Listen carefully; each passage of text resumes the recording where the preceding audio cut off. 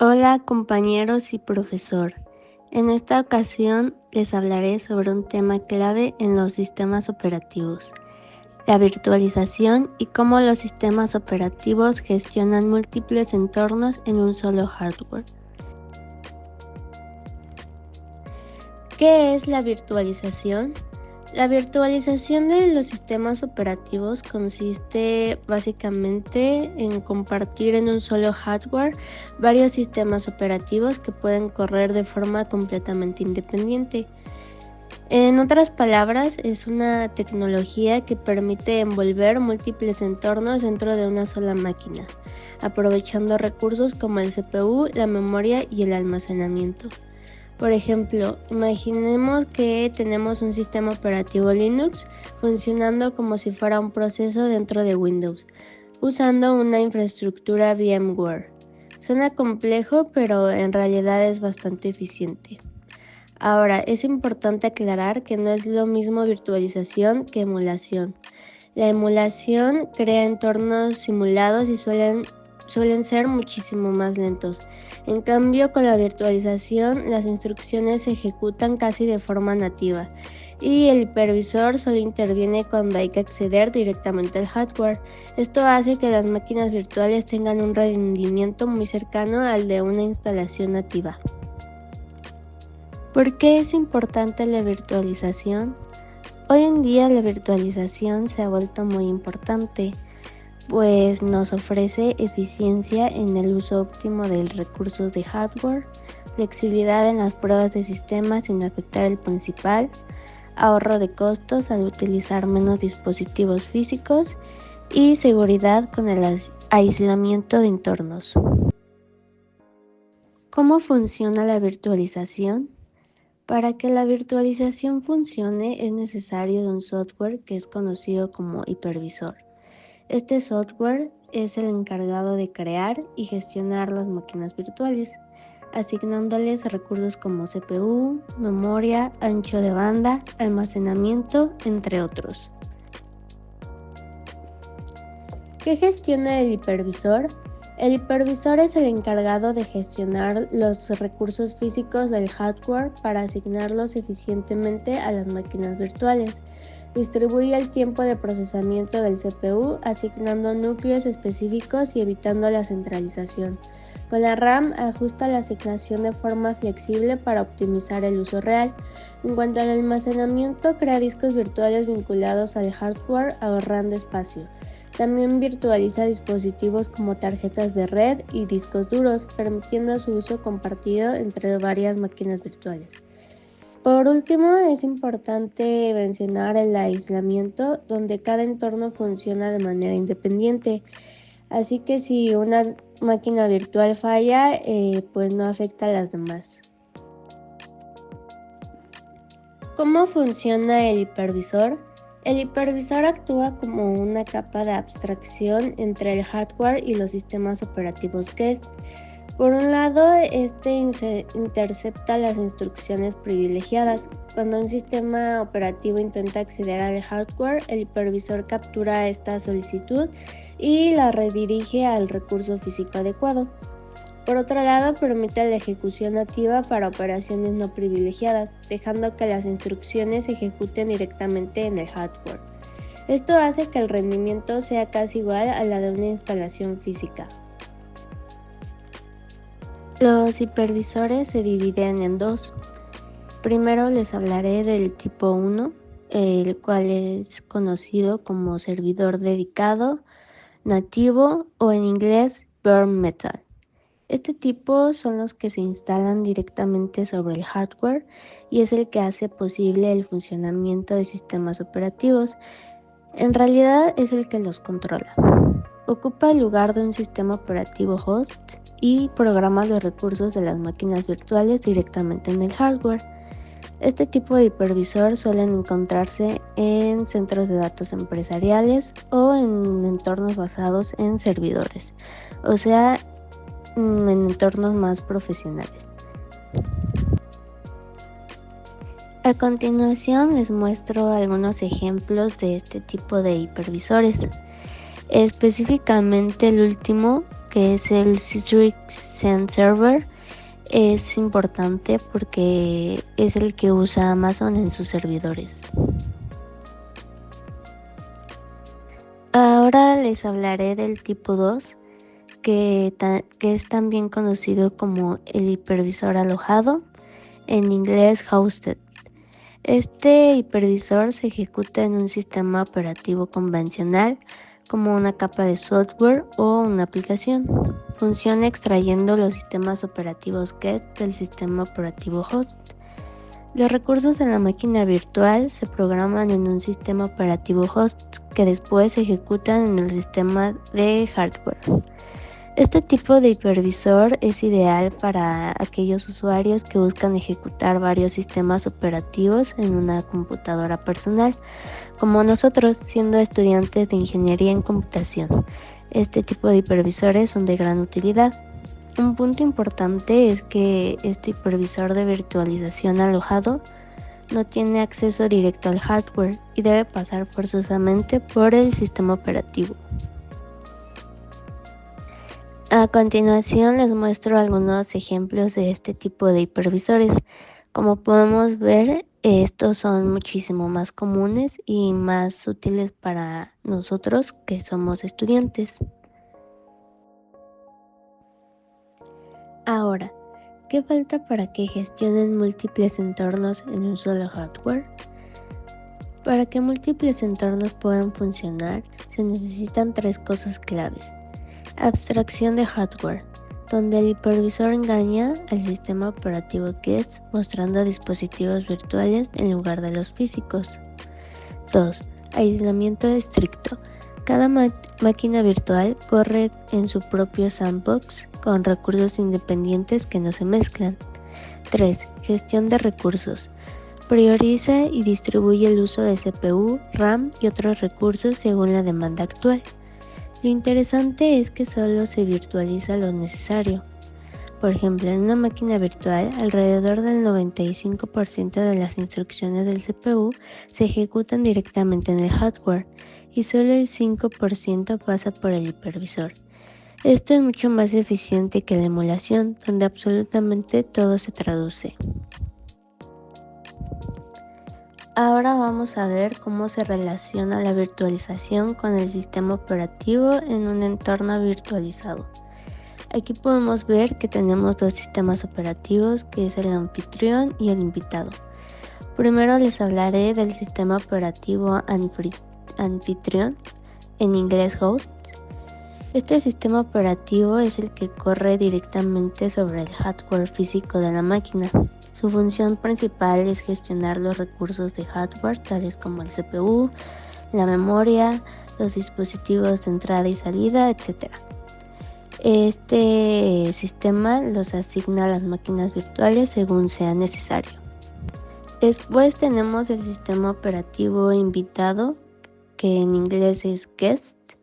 Este sistema es el que se ejecuta dentro de la máquina virtual. Lo interesante de este sistema operativo es que cree que está accediendo directamente al hardware real, pero pues en realidad todo pasa a través del hipervisor. Ahora les hablaré del hipervisor, que como ya lo hemos mencionado, es clave para hacer que esta relación sea posible, pues es el intermediario que asigna recursos, gestiona el acceso al procesador, a la memoria y también a los dispositivos de red y disco. Por ejemplo, cuando una máquina virtual quiere escribir en el disco duro, pues no lo hace directamente. En cambio, el hipervisor intercepta la solicitud y escribe en un archivo de disco virtual que representa al disco duro real. Es importante mencionar los manejos de los recursos, pues estos se distribuyen de manera eficiente para que varias máquinas virtuales puedan coexistir en un solo hardware físico. El CPU se reparte según prioridades o tiempos de ejecución. La memoria se puede asignar de manera dinámica o fija y el almacenamiento se organiza en discos virtuales. Esta relación entre el sistema operativo y la virtualización es fundamental, porque nos permite utilizar mejor el hardware y ejecutar múltiples sistemas en paralelo. Sin esta interacción, pues sería muchísimo más costoso y complicado probar diferentes entornos o aprovechar al máximo el hardware en centros de datos. Un ejemplo práctico de esta relación es en Linux, donde tenemos Kernel Based Virtual Machine, que es un módulo de núcleo que permite virtualizar directamente desde el sistema operativo. Otro caso es el de Windows, donde se utiliza Hyper-V, que viene integrado en muchas versiones de Windows y permite crear y gestionar máquinas virtuales de forma sencilla. Bueno, aquí en esta imagen tenemos una representación de cómo funciona la virtualización en sistemas operativos. Básicamente se trata de usar un solo hardware físico, o sea, una computadora normal, para correr varios sistemas operativos de manera independiente. Si se fijan, en la parte de abajo está la máquina real, o sea, el hardware, que es el CPU, disco, red y memoria. Sobre eso corre un sistema operativo anfitrión que podría ser Windows, Linux o el que sea. Encima de eso está el software de virtualización, como un VirtualBox o un VMware, que es el encargado de repartir los recursos del hardware a las diferentes máquinas virtuales. Es decir, sin este software no podríamos tener múltiples entornos funcionando al mismo tiempo. Ya en la parte de arriba tenemos las máquinas virtuales. En este ejemplo hay tres, una corriendo con Windows, con Internet Explorer, otra con Ubuntu y Chrome y otra con Windows 7 y Firefox. Aquí lo interesante es que aunque todas están en la misma máquina física, se comportan como si fueran computadoras completamente independientes, cada una con su propio sistema operativo y aplicaciones. Todo esto es gracias al hipervisor y su asignación de recursos. Ahora les diré qué ventajas tiene. En primer lugar, nos permite un importante ahorro de costos al reducir la necesidad de adquirir hardware físico, además de disminuir el consumo de energía y pues el espacio requerido. También facilita la compatibilidad de programas, ya que posibilita el uso de software no compatible con el sistema operativo principal, evitando problemas y el tiempo invertido en buscar alternativas. Otra ventaja es la capacidad de clonación y migración en host, que permite trasladar máquinas virtuales sin interrumpir el servicio, mejorando la administración y eliminando la necesidad de detener los sistemas para realizar mantenimiento. Además, la virtualización ofrece entornos de prueba seguros donde podemos experimentar y desarrollar software sin comprometer nuestro sistema principal. La virtualización también tiene sus desventajas. Por ejemplo, hay limitaciones de hardware donde no todos los dispositivos funcionan bien con cualquier hipervisor. Cosas como las tarjetas de video y de red no siempre son compatibles y esto pues puede ser un problema si necesitas más rendimiento. Otra cosa es el crecimiento de las máquinas virtuales. Al principio suena genial porque ahorras dinero al no tener que comprar más computadoras físicas, pero cuando empiezas a tener muchas máquinas virtuales, administrarlas se vuelve complicado. Además, no solo es cuestión de organizarlas, también implica costos de licencia y manejar los posibles riesgos. Y ojo con esto, concentrar muchas máquinas virtuales en un solo servidor físico es un riesgo grande. Si el servidor falla por cualquier razón, pues no solo cae una máquina virtual, caen todas. También está el tema de la portabilidad, donde migrar las máquinas virtuales de una plataforma a otra suenan bien en teoría, pero en la práctica es complicado si no tienes una buena planificación, pues no hay un estándar único en los formatos y eso hace que mover máquinas entre diferentes softwares de virtualización sea muy complicado, sobre todo en entornos corporativos donde la infraestructura es más compleja. Por eso es muy importante elegir bien el sistema operativo base del servidor anfitrión, pues una buena elección nos puede facilitar mucho las migraciones y el mantenimiento. mientras que una mala elección pues, nos podría dar muchos problemas. Ahora les enseñaré un ejemplo práctico de cómo configurar una máquina virtual, específicamente en VMware Workstation Pro 17. El primer paso es iniciar sesión en este software desde tu computadora personal. Aquí les iré mostrando las capturas de pantalla de cada paso.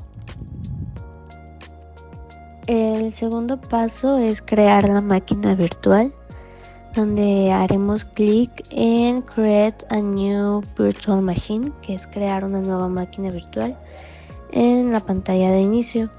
Después seleccionamos el Typical, que es el recomendado para una configuración básica, y damos en Siguiente. Ahora debemos seleccionar el sistema operativo que deseamos instalar. Por ejemplo, podemos instalar Windows o Linux. En este paso también debemos especificar la versión. Aquí yo elegí Ubuntu porque es un sistema operativo amigable para principiantes con una interfaz gráfica muy intuitiva. También es compatible con muchas aplicaciones y controladores. También es popular, por lo que hay mucha documentación para buscar ayuda y dudas. Bueno, después de que seleccionamos el sistema operativo, damos en Siguiente. Ahora debemos configurar el disco duro virtual y debemos especificar el tamaño del disco. En este caso yo lo dejé recomendado por el sistema, que son 20 GB, pero lo puedes hacer más ligero o darle las potencias que tú necesitas. Después le damos Siguiente y Finalizar. Ahora instalamos el sistema operativo.